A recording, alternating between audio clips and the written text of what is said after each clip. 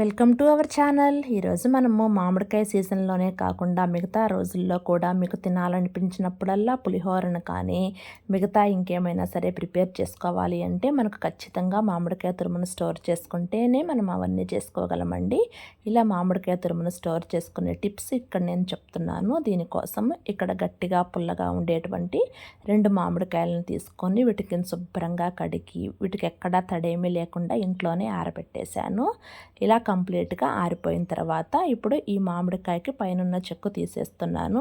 ఈ చెక్కు వల్ల కొద్దిగా వగరనిపిస్తుంది, అందుకని ఈ చెక్కు కూడా తీసేసుకున్న తర్వాత ఇప్పుడు మనము ఈ మామిడికాయలను తురుముకుందాము. ఈ తురిమే దానికి కూడా తడేమి లేకుండా తుడిచేసుకున్న తర్వాత ఈ 2 మామిడికాయలను కంప్లీట్గా ఈ విధంగా తురుముకుంటే సరిపోతుందండి. ఇలా తురుముకున్న తర్వాత దీనిలోకి మనం ఖచ్చితంగా సాల్ట్ని యాడ్ చేస్తేనే ఇక్కడ మనకు మామిడికాయ తురుము అనేది నిల్వ ఉంటుంది.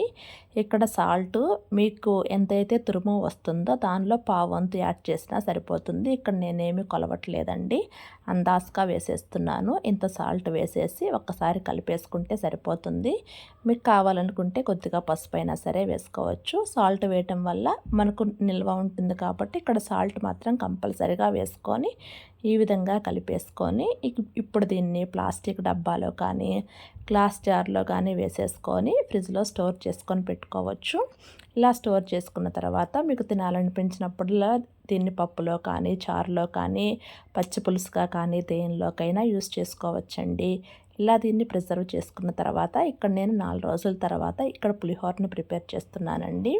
అన్నం మిగిలినప్పుడైనా సరే వేడివేడి అన్నంతో కానీ కొంచెం అన్నం బౌల్లోకి వేసేసుకొని ఇక్కడ నాకు మామిడికాయని పోపులో కూడా నేను కొంచెం వేస్తాను. అలాగే అన్నంలో కూడా కొంచెం పచ్చి ఫ్లేవర్ తగలాలని దీనిలో కూడా కొంచెం మామిడికాయ తురుమును వేసేసి ఒకసారి కలిపేసుకొని ఉంచుతాను. ఇలా పచ్చి తురుము ఆ ఫ్లేవర్ అక్కర్లేదు అనుకుంటే మొత్తం పోపులోనైనా సరే వేసుకోవచ్చు. మనము దీనిలోనే సాల్ట్ వేసాం కాబట్టి చూసుకొని ఇక్కడ నేను లాస్ట్లో సాల్ట్ యాడ్ చేస్తానండి. ఇలా రైస్ని కలిపేసుకున్న తర్వాత ఇక పోపు కోసం ప్యాన్లో కొద్దిగా ఆయిల్ వేసుకొని పల్లీలు తర్వాత పచ్చిశనగపప్పు వేసిన తర్వాత ఇవి 2 కొంచెం ఫ్రై అయిన తర్వాత ఆవాలు తర్వాత పొట్టు మినపప్పు వేసుకోండి.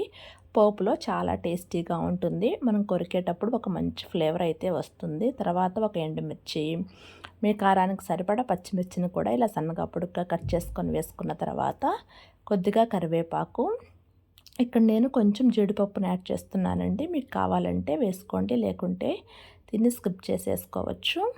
తర్వాత లాస్ట్లో కొద్దిగా జీలకర్ర కొద్దిగా పసుపు వేసుకొని ఈ పోపు అంతా ఫ్రై చేసుకోవాలి. ఇక్కడ నేను ఇంగువ వేయటం లేదు, మీకు కావాలనుకుంటే కొద్దిగా ఇంగువను కూడా వేసి ఈ పోపు అంతా ఫ్రై అయిన తర్వాత ఇక దీనిలోకి ఆల్రెడీ మనం రైస్లో కొంచెం మామిడికాయ తురుము వేసాము.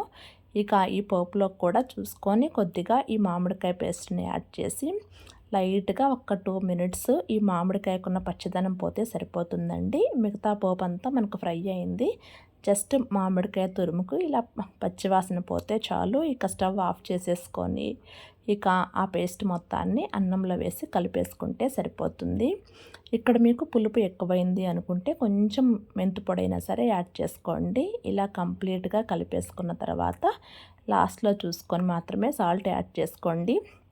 మనకు అప్పుడే సాల్ట్ తెలియదండి. ఒక అరగంట తర్వాత అన్నానికి పులుపు ఉప్పు పట్టి అప్పుడు మనకు కరెక్ట్ టేస్ట్ తెలుస్తుంది. పులిహోర కలిపిన వెంటనే తినద్దు, ఒక హాఫ్ అన్ అవర్ తర్వాత తినండి, అప్పుడే టేస్ట్ బాగుంటుంది. ఇలా కలిపేసుకుంటే సంవత్సరం అంతా మామిడికాయ ఫ్లేవర్తో తినేసేయచ్చు.